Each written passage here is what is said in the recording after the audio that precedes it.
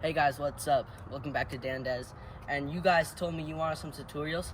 So today, I'm going to be showing you how to do around the world, just like this. Let's go. Alright, the first step to doing around the world is to drop it on the ground and then go around, just like this. Drop around, hit it up. Drop around, hit it up. That's the first step. Once you get that, come back to the video. Alright, now we're going to be moving in to how to do it without a bounce. So the first step is you're going to want to place it right on your foot, just like this. Then you're going to do a movement around the ball, like that, and hit it up, okay?